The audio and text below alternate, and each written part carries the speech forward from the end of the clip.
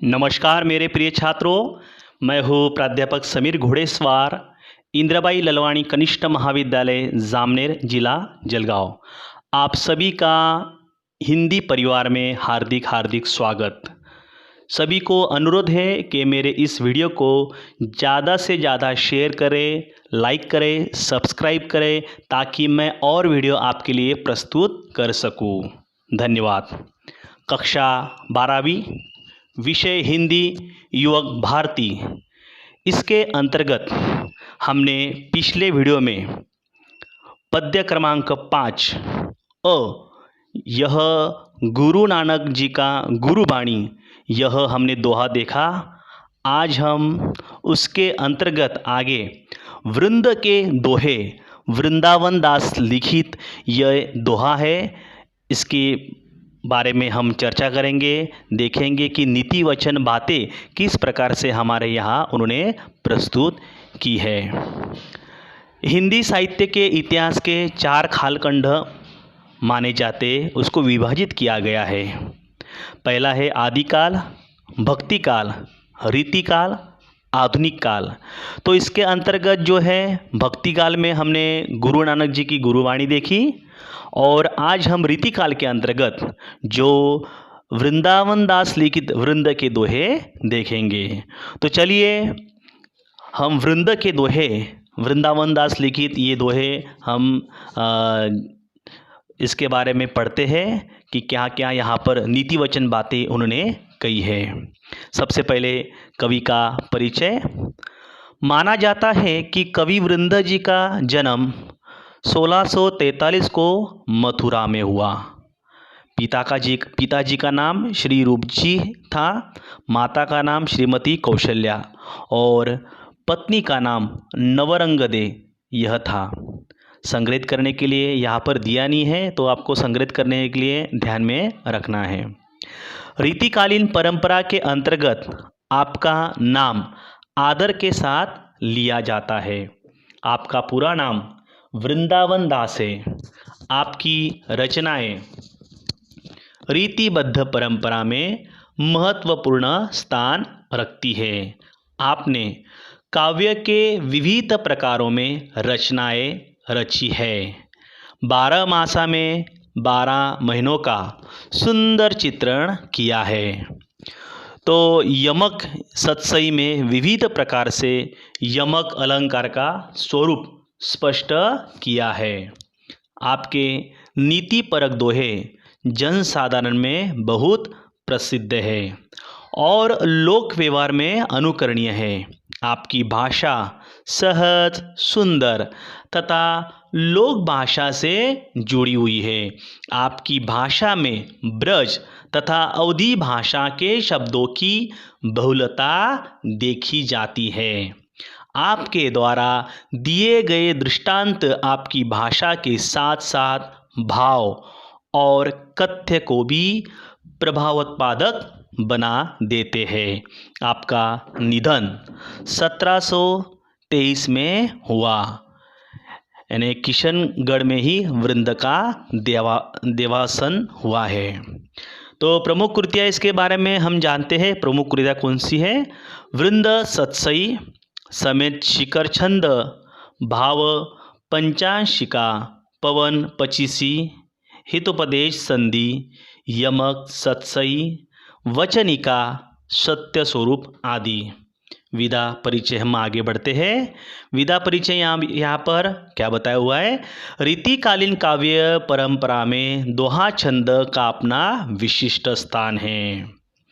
दोहा छंद कई कवियों का प्रिय छंद रहा है। तो वृंदावन दास जी का जो है यहाँ पर ये दोहा छंद उनका यहाँ पर प्रिय रहा है। दोहा अर्ध समय मात्रिक छंद है। दोहे के प्रत्येक चरण के अंत में लघु वर्ण आता है। इसके 4 चरण होते हैं। प्रथम और तृतीय चरण में 13 मात्रा होती है तथा द्वितीय और चतुर्थ चरण में 11 मात्राएं होती है। यानी यहाँ पर सम विषम, यानी 13 मात्राएं और 11 मात्राएं का यहाँ पर बताया हुआ है। प्रथम और तृतीय में 13 मात्राएं और द्वितीय और चतुर्थ में 11 मात्राएं है। इस प्रकार से विधा परिचय है। आपको संक्षिप्त में विधा परिचय इसका यहाँ पर मैं बताने जा रहा हूँ। तो संक्षिप्त में आपको ध्यान में आएगा कि किस प्रकार से यहाँ पर ये बताया हुआ है। देखो बेटा, यहाँ पर मैं उदाहरण के तौर पर आपके सामने दिख रहा है कि नैना देत बताए सब, हिय को हेत अहेत, जैसे निर्मल आरसी भली बुरी कही देत। यहाँ पर ये दोहा आपके सामने है और इसमें से पहले जानते हैं कि प्रथम चरण और दूसरा, तीसरा और चौथा चरण कौन सा है। देखो, प्रथम चरण इसमें नैना देत बताए सब, फिर उसके बाद स्वल्पविराम किया है। ये प्रथम चरण है। इसकी कितनी मात्राएं? 13 मात्राएं। और आगे दूसरा चरण हिय को हेत अहेत, ये दूसरा चरण है, इसमें 11 मात्राएं हैं। तीसरा चरण जैसे निर्मल आरसी, ये तीसरा चरण है, इसमें 13 मात्राएं हैं। स्वल्पविराम आया हुआ है यहाँ पर। उसके बाद में भली बुरी कही देत, ये चौथा चरण, 11 मात्राएं। तो इस प्रकार से हमने देखा कि प्रथम, द्वितीय, तृतीय और चतुर्थ चरण किस प्रकार से रहता है। अभी थोड़ा संक्षिप्त में मात्राएं के बारे में हम आपके सामने उदाहरण दे रहे हैं कि मात्राएं किस प्रकार से गिनती करते हैं, ताकि आपको समझ में आए कि 13 मात्रा किस प्रकार से, 11 मात्रा किस प्रकार से। देखो, एक उदाहरण आपके सामने मैं प्रस्तुत कर रहा हूँ कि नैना देत बताए सब, हिय को हेत अहेत। यहाँ पर मैंने प्रथम चरण और द्वितीय चरण, यहाँ पर 2 चरण हमने आपके सामने रखा हुआ है। और इसमें देखो बताया हुआ है कि पहले चरण में 13 मात्रा आते हैं और दूसरे चरण में 11 मात्रा है। तो किस प्रकार से यहाँ पर दिया हुआ है। देखो, वर्ण के 2 प्रकार होते हैं, एक लघु वर्ण होता है और गुरु वर्ण होता है। कि लघु में ह्रस्व वर्ण होता है, लघु में ह्रस्व वर्ण जैसे अ, ई, उ, रु और चंद्र बिंदु वहाँ पर होता है, आधा चंद ह्रस्व स्वरों की मात्रा से, ये सभी क्या है, ह्रस्व वर्ण होता है। अगर ये ह्रस्व वर्ण अगर आए तो वहाँ पर लघु वर्ण का एक चिन्ह रहता है, खड़ी रेखा। लघु वर्ण का एक चिन्ह होता है खड़ी रेखा, तो उसको खड़ी रेखा दी जाती है। और जब खड़ी रेखा आती है तो उसकी गिनती की जाती है 1। ठीक है, तो उसका सांकेतांक चिन्ह कौन सा है, खड़ी रेखा, और उसकी गिनती 1, उसको 1 अंक दिया जाता है। ह्रस्व मात्रा रहता है उसमें, और बिना मात्रा का रहता है, किसी भी प्रकार की मात्रा उसमें नहीं रहती है, उसे लघु कहा जाता है। और वहाँ पर कंठ पर जोर नहीं दिया जाता, जैसे उदाहरण मैंने बताया आपको, अ, ई, उ, ये। और दूसरा होता है गुरु। ये इसमें क्या होता है, दीर्घ वर्ण होता है, और उसमें शब्द के ऊपर क्या, वर्ण के ऊपर क्या, कंठ पर जोर देना पड़ता है और दीर्घ मात्रा होती है। और जैसे कंठ पर जोर देना पड़ता है और दीर्घ मात्रा होती है, उसमें ये यस, यह संकेतांक चिन्ह दिया जाता है। ठीक है ना। तो इस प्रकार से यहाँ पर बताया हुआ है, जैसे आ, देखो कंठ पर जोर दिया जा रहा है, ई, उ, ए, ओ, औ, इस प्रकार से ये कंठ पर जोर दिया जा रहा है। जहाँ पर कंठ पर जोर दिया जाता है और दीर्घ वर्ण होता है उसे गुरु कहा जाता है। और गुरु का संकेतक का चिन्ह कौन सा रहता है, यस रहता है। तो जैसे यहाँ पर देखो उदाहरण मैंने आपके सामने यहाँ पर बताया हुआ है, नए, नए के ऊपर क्या है, ऊपर 2 मात्रा दी है, तो इसलिए यहाँ पर यस लगाया हुआ है। और अंक कितने दिए उसके नीचे, 2। उसके बाद में न को क्या है, मात्रा यहाँ पर ना, तो ना को मात्रा हो है, वहाँ पर क्या यस दिया है, उसका संकेतक चिन्ह कौन सा है, 2। दे के ऊपर मात्रा दी हुई है, तो इसलिए कौन सा यहाँ पर यस लगाया हुआ है। तो ये क्या है, इसके ऊपर किसी प्रकार का जोड़ नहीं है, त ये सिंगल है। ठीक है, तो त यहाँ पर एक खड़ी रेखा दी है और संकेतांक अंक कितना दिया है, 1 दिया है। ब फिर उसका 1 है। ठीक है, खड़ी रेखा 1 अंक। ता, ता के ऊपर जोर दिया जा रहा है कंठ पर। ठीक है, और त को क्या है, मात्रा है। ठीक है, तो इसलिए क्या यहाँ पर यस लिखा है, चिन्ह संकेतांक। और अंक कितने, 2। य खड़ी रेखा 1 अंक। स खड़ी रेखा 1 अंक। ब खड़ी रेखा 1 अंक। देखो यहाँ पर हम गिनती करते हैं तो बराबर यहाँ पर 13 मात्राएं आएंगी।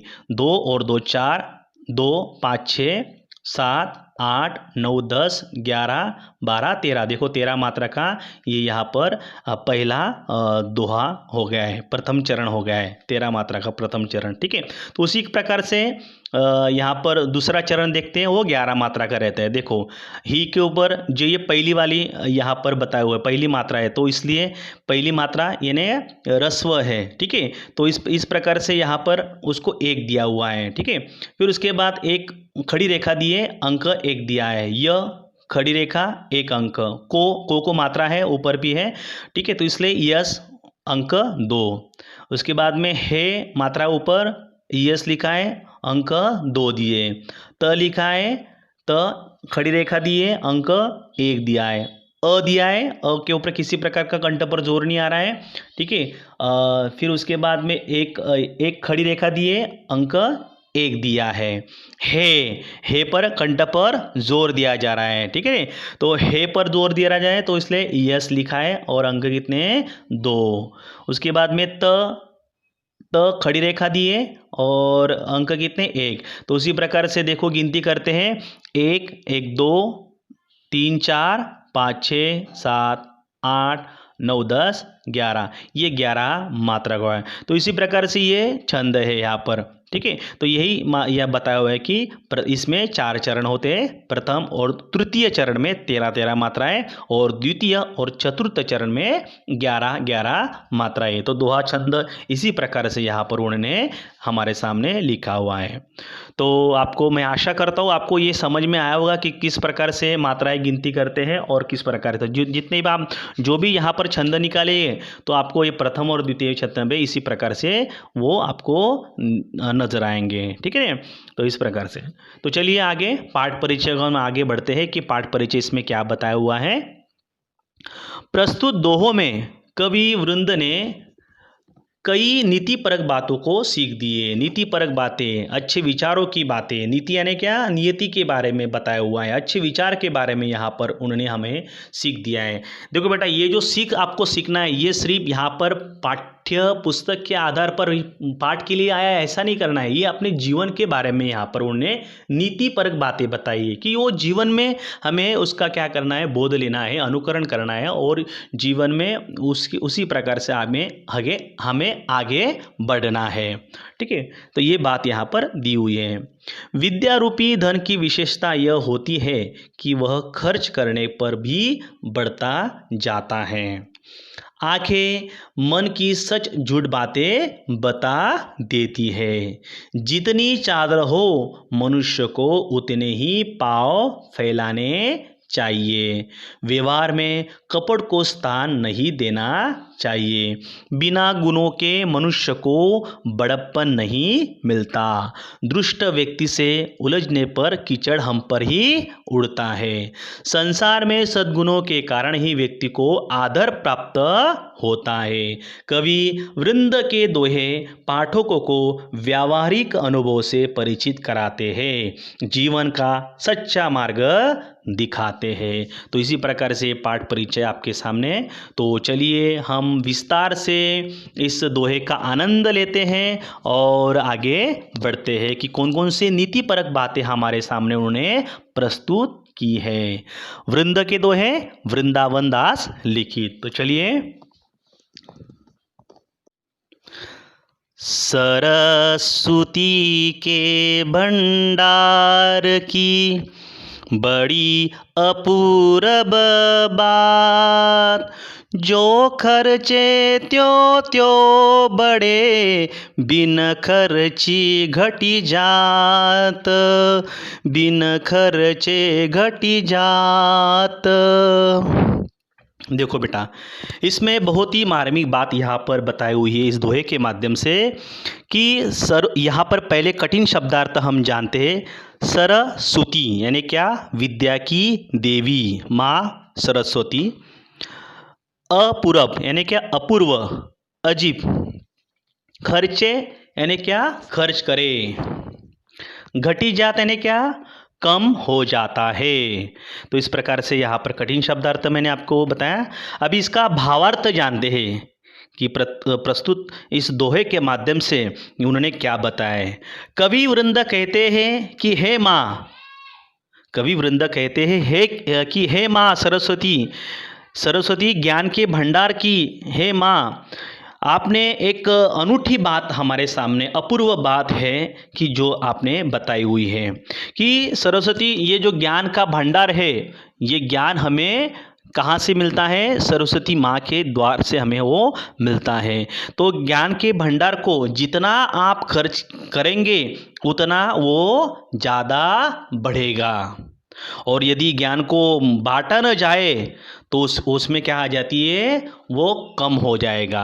तो इस प्रकार से ये बात यहाँ पर बताए कि ज्ञान, ये जो ज्ञान रहता है, जो विद्वान पंडित है, ऐसे व्यक्ति के पास जो भी किसी भी क्षेत्र में अगर आपके पास ज्ञान है तो वो ज्ञान को क्या करना चाहिए? बांटना चाहिए। जितना आप ज्ञान देंगे उतना वो बढ़ता ही जाएगा। अगर आप ज्ञान नहीं देंगे तो वो ज्ञान आपके लिए ही सीमित रहेगा, ठीक है ना। तो कोई भी क्षेत्र में, चाहे संगीत हो, कला हो, क्रीड़ा हो, तो कोई भी क्षेत्र में आपको ज्ञान को क्या करना है? बांटना है, देना है। आपने देने की भावना, आपकी देने की वृत्ति रखना है। तो हमें जो ज्ञान मिला है वो किसके द्वारा मिला है? सरस्वती माँ के द्वारा हमें वो ज्ञान मिला है। वही ज्ञान को क्या आपने बांटना है, देना है। जितना आप ज्ञान देंगे उतना वो ज्ञान बढ़ेगा, और ज्ञान नहीं देंगे तो वो ज्ञान क्या हो जाएगा? आपका कम होता जाएगा। तो यही बात यहाँ पर उन्होंने बताई हुई है। अगला दोहा, नैना देत बताए सब, हियो को हेत अहेत, जैसे निर्मल आरसी, भली बुरी कही देत, भली बुरी कही देत। कठिन शब्दार्थ, नैना, नैना यानी क्या? आंखें, लोचन। हिय, हिय क्या? हृदय। हेत, हेत यानी क्या? हित। अहेत, अहेत यानी क्या? अहित। आरसी, आरसी यानी क्या? आईना। तो देखो किस प्रकार से यहाँ पर वृंद जी कहते हैं कि कवि वृंद कहते हैं कि आंखें क्या है? ये जो अपनी आंखें हैं वो हित और अहित की सारी बातें उसी तरह से बता देती है। आंखें क्या है? आंखें बोलती है। जैसे हम मुंह से कभी बोलते नहीं, लेकिन आंखें हमें बोलती है। आंखों से हमें समझ में आता है कि व्यक्ति कैसा है। अगर कोई व्यक्ति हमें तिरछी नज़र से अगर देखता है तो हमें क्या लगता है? रे ये मुझ पे क्या शक कर रहा है, शक की नज़र से देख रहा है। कोई व्यक्ति अगर क्रोधित होकर हमारे ओर देखता है तो हमें उस आंखों से पता चल जाता है कि ये गुस्से में है, नाराज़ में है, क्रोधित है। आंखें वो खड़ी करके, टक करके देखता है, बड़ी करके देखता है। तो आंखें बड़ी करके देखता है तो हमें क्या लगता है कि व्यक्ति है, क्रोधित है, क्रोध से हमें देख रहा है। और कोई प्यार भरी निगाह से देखता है, स्नेह की भाव से देखता है, तो उसकी आंखें वो बयान करती है कि ये व्यक्ति जो है, सामने वाला मेरा दोस्त है, वो किसे प्यार की नज़र से देख रहा है, ठीक है। तो उसी प्रकार से आंखें क्या है? आंखें सब कुछ बोलती है, ठीक है ना। तो वैसा इसी प्रकार से ये बात यहाँ पर बता है कि जैसे निर्मल आईने से अच्छी और बुरी बातें, दोनों तरह की बातों को पता चल जाता है, ठीक है। निर्मल आईना, तो आईना के माध्यम से हम अगर वहाँ पर आईने के सामने खड़े हो गए तो खड़े होने के बाद में आईना क्या करता है? हमें पूरी तरह से अच्छी और बुरी बातें, दोनों बातें वो पता चलती हैं। तो उसी प्रकार से आँख के माध्यम से हमें सारी की सारी बात हमें पता चलती है कि कौन व्यक्ति कहाँ के किस प्रकार से निगाहों से हमें देख रहा है। तो ये आँखें बड़ी महत्वपूर्ण बात यहाँ पर उन्होंने बताई हुई है। तो चलिए अगला दोहा, अपनी पहुँच विचारी के, करतब करिए दौर, ते पाव पसारिए, जेती लांबी सोर, जेते लांबी सोर। कठिन शब्दार्थ देखते हैं। पहुँच, पहुँच यानी क्या? यहाँ पर अर्थ लेना है क्षमता। कर्तब, कर्तब का अर्थ है कार्य। और सौर यानी क्या? चादर। बहुत ही नीतिपरक बात यहाँ पर वृंद जी ने हमारे सामने प्रस्तुत की है। तो कवि कहते हैं कि हमारी जितनी क्षमता है उसी के अनुसार हमें कार्य करना चाहिए और उसी का आधार से हमें आगे बढ़ना चाहिए। क्षमता है, जितनी हमारी क्षमता है उसी के साथ हमें वो कार्य करना चाहिए और उसी प्रकार से हमें आगे बढ़ना चाहिए। और उन्होंने नीचे उदाहरण बताया हुआ है। उदाहरण आप सभी को पता है उदाहरण की क्या पर यहाँ पर कि यहाँ पर बताया कि हमारी चादर की लंबाई जितनी हो हमें उतने ही पाँव फैलाने चाहिए। जितनी चादर उतने ही पाँव फैलाने चाहिए। यदि हम ऐसा नहीं करते तो क्या हो जाएगा, हमारा कार्य क्या होगा, कभी सफल नहीं होगा। तो उसी प्रकार से जितनी क्षमता है उतने ही आपको कार्य करना चाहिए। ठीक है। और कार्य फिर आगे क्या हो जाएगा, उसी प्रकार से यहाँ पर असफलता प्राप्त होगी। तो उसी के प्रकार से यहाँ पर बताया हुआ है। अगले दोहे की तरफ हम आगे बढ़ते हैं। फैर न हवे है कपट सो जो कीजे व्यापार, जैसे हाड़ी काट की चढ़े न दूजी बार, चढ़े न दूजी बार। कठिन शब्दार्थ। फेर अर्थ है दोबारा, व्यापार, हाड़ी यानी क्या, बर्तन, काठ यानी क्या, लकड़ी। यहाँ पर देखो कितना अच्छा यहाँ पर नीतिपरक बातें बताई हुई है कि कवि क्या कहते हैं कि हमें जो व्यापार करना है, व्यापार में किसी भी प्रकार का छल कपट नहीं करना है। ठीक है। तो अकर्म करना नहीं, व्यापार ये स्वच्छंद पारदर्शक हमें वो करना है। अगर व्यापार में अगर आप गलत काम करते हैं, छल कपट करते हैं, तो छल कपट किसी को धोखा देते हैं, तो वो दोबारा आप विश्वास प्राप्त नहीं कर सकेंगे। आपके जो व्यापार में जो है आपका नाम क्या हो जाएगा, खराब हो जाएगा। ठीक है ना। तो जिस प्रकार से अगर व्यापार आपको क्या करना है, ईमानदारी से व्यापार करना है, बेईमानी नहीं करना है। जहाँ पर आप ईमानदारी रखेंगे, ठीक है, तो उसी के प्रकार से हम व्यापार को आगे बढ़ाया जा सकता है। अगर गलत काम किया, छल कपट किया, तो फिर क्या हो जाएगा, जिस प्रकार से उदाहरण उन्होंने बताए कि जो लकड़ी का बर्तन अगर एक बार चूल्हे पर रख दिया, लकड़ी का बर्तन आपने चूल्हे पर रख दिया तो क्या हो जाएगा, वहाँ पर राख हो जाएंगी उस बर्तन की। ठीक है ना। तो लकड़ी का बर्तन फिर दोबारा आप चढ़ा नहीं पाएंगे। ठीक है ना। तो इस प्रकार से यहाँ पर बताया हुआ है, जैसे हाड़ी काट की चढ़े न दूजी बार। एक बार अगर लकड़ी का बर्तन चूल्हे पर आपने एक दफा चढ़ दिया तो वो दोबारा चढ़ा नहीं जा सकता। इसी के साथ यहाँ पर बात बताई हुई है। अगला दोहा, ऊंचे बैठे नाल है, गुण बिन बड़पन कोई, बैठो देवल सीकर पर, वायस गरुड़ न होई, वायस गरुड़ न होई। तो कठिन शब्दार्थ देखते हैं। लहे यानी क्या, अर्थ है प्राप्त करना। देवल यानी क्या, अर्थ मंदिर। वायस यानी क्या, कौवा। तो उसी प्रकार से यहाँ पर अर्थ बताया हुआ है। तो चलिए भावार्थ हम इसका जानते हैं, यहाँ पर क्या बताया हुआ है। तो कवि वृंद जी कहते हैं कि बिना गुण का, कवि कहते हैं कि बिना गुण के किसी व्यक्ति को उच्च स्थान पर बैठने मात्र से बड़प्पन नहीं मिलता।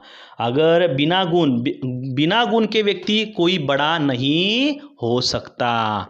जिसके पास अच्छे कर्म है, जिसके पास अच्छे गुण है, वही व्यक्ति आगे बढ़ सकता है बिना गुण के।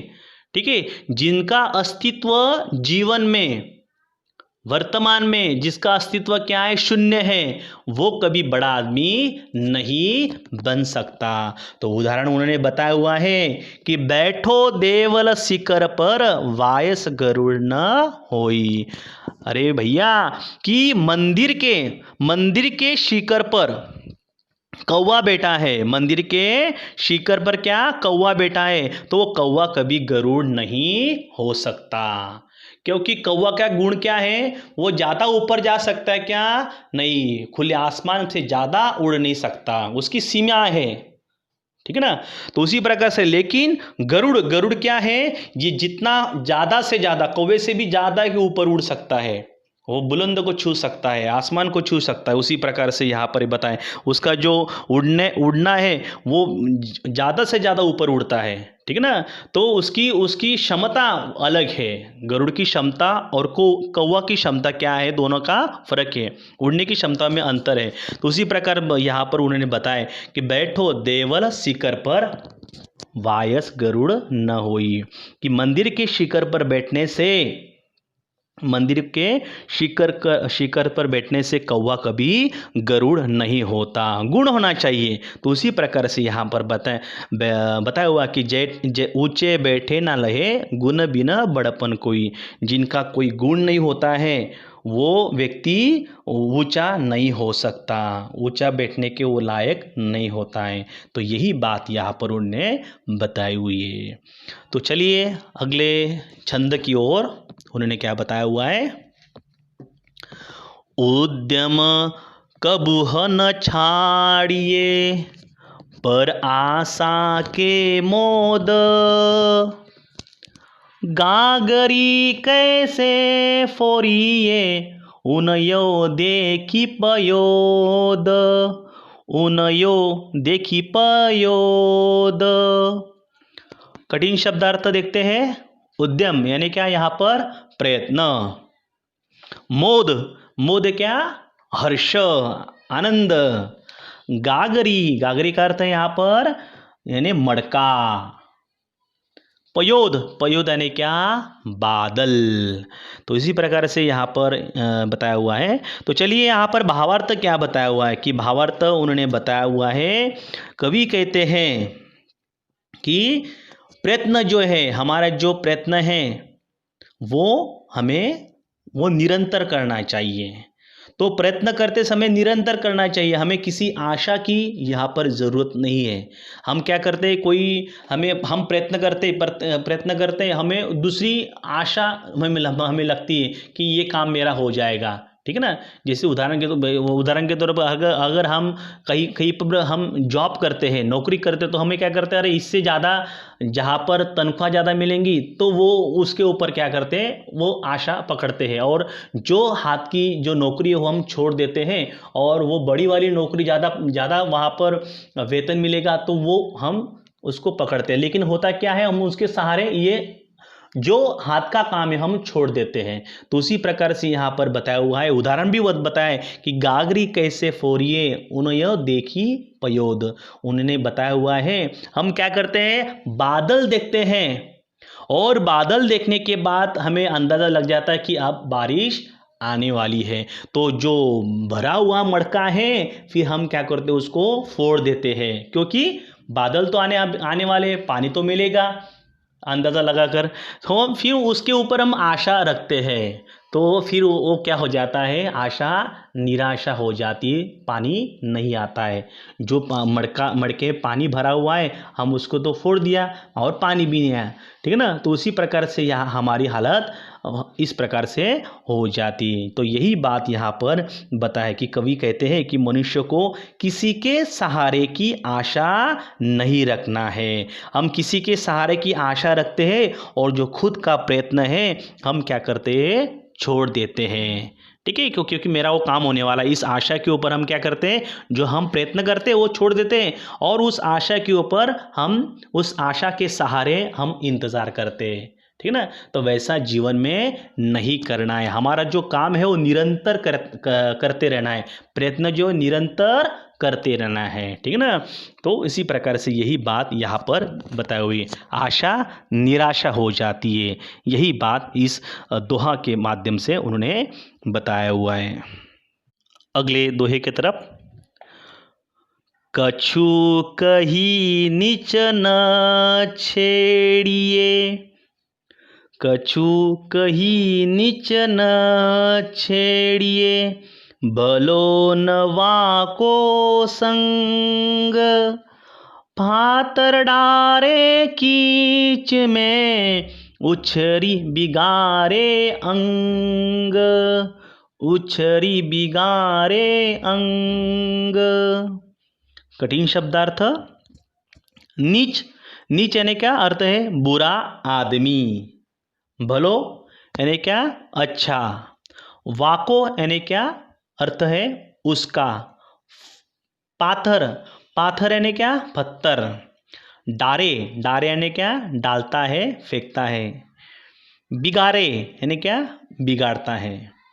तो भावार्थ को हम जानते हैं। कवि वृंद जी कहते हैं कि बुरा आदमी जो नीच व्यक्ति होता है उसके साथ जो है उसको कभी छेड़ना नहीं है, उसके साथ कभी रहना नहीं है। अगर उस बुरे आदमी के साथ, उस नीच व्यक्ति के साथ हमें उसको छेड़ा, छेड़ा यानी क्या, अगर उसके साथ बात की या उसके भलाई के बारे में अगर हमने सोचा कि ए भैया तू ऐसा नहीं ऐसा कर, अच्छा पथ पर उसको लाने का हमने प्रयास किया, उस बुरे व्यक्ति को वो बुरा व्यक्ति हमें क्या करता है, भली बुरी कह के वो बातें हमें सुनाता है, यानी हमें क्या करता है वो, फिर वो हमें ज्ञान सिखाता है, ठीक है ना। उसको तो कुछ पता नहीं रहता है, वो बुरा आदमी है, ठीक है ना, तो हमें वो कोशिश करता है, ठीक है ना। तो उसी प्रकार से यहाँ पर ये बात यहाँ पर बताए कि कवि कहते हैं कि नीच अर्थात बुरे आदमी को कभी उसको छेड़ना नहीं चाहिए। वो बुरा आदमी क्या करता है, जैसे कीचड़ में पत्थर फेंकने पर कीचड़ की गंदगी कहाँ पर, अपने ही ऊपर आती है, उसी तरह से बुरे आदमी को कहीं यानी कोई बातों के बदलने का हम प्रयास नहीं करना चाहिए। उससे क्या होता है, जैसे कीचड़ में पत्थर मारने के तरीके से होता है, और फिर उसके बाद में उसके द्वारा अपशब्द हमें सुनने पड़ते हैं। तो यही बात यहाँ पर उन्होंने बताई है कि जो बुरा आदमी रहता है उसका कभी अच्छे के लिए हम प्रयास करते हैं, हमारी मन में भलाई रहती है कि दूसरों का अच्छा होना चाहिए, ठीक है ना। तो उसी प्रकार का हम प्रयास करते हैं, लेकिन वो बुरा आदमी कभी वो सीधे मार्ग पर नहीं आता। जैसे कीचड़ में पत्थर के मारने से गंदगी हमारे ऊपर आती है, उसी प्रकार से यहाँ पर ये बात उन्होंने बताई हुई है।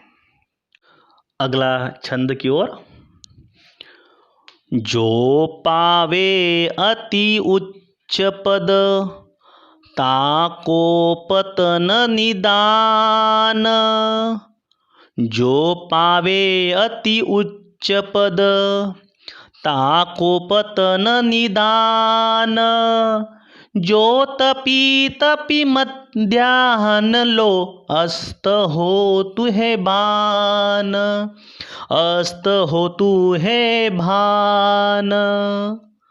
तो कठिन शब्दार्थ इसके बारे में, पतन, पतन यानी क्या यहाँ पर अर्थ है ऊपर से नीचे आना, गिरना।